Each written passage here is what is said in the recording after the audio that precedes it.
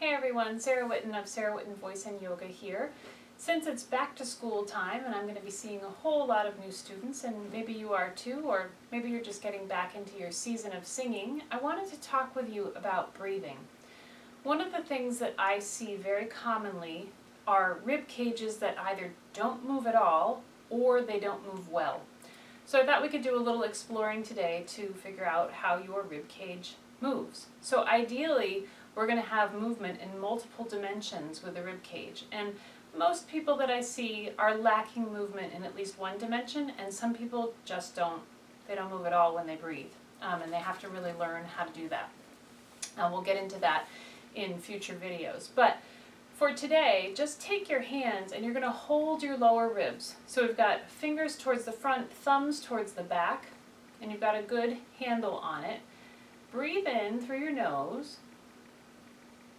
And just see if you can notice a side-to-side motion happening in the ribs as the breath comes in.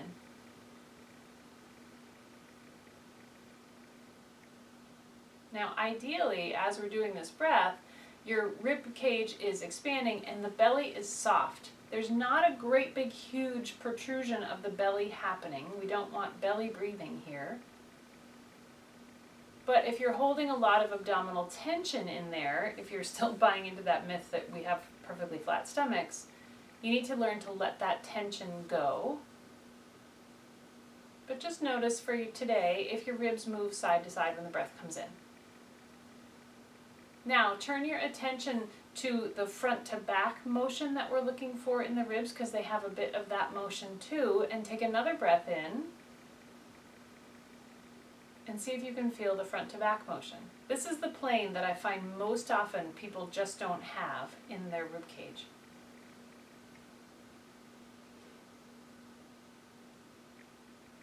So there's some good things you can do, and we'll get into those in another video about what you can do to start to regain that front to back motion. The last thing to do is put one hand sort of right over your sternum area and hold a side of your ribs.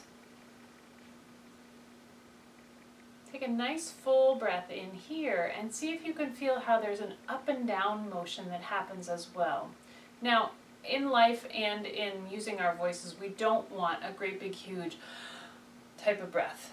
That's not what we're looking for. That's too dominant of this up motion, and it's more about muscle tension than it is about rib cage movement. So this upper chest stays pretty quiet when we're breathing in, but just as we don't want a huge motion here, we also don't want a static hold of the muscles here where we're trying to, some people have gotten the message that we don't want a great big motion in the shoulders and upper chest when we sing, and so they've achieved that by locking it down for themselves. And we don't want to lock down up here either. We want really a lot of freedom in the body so that it can move the right amount.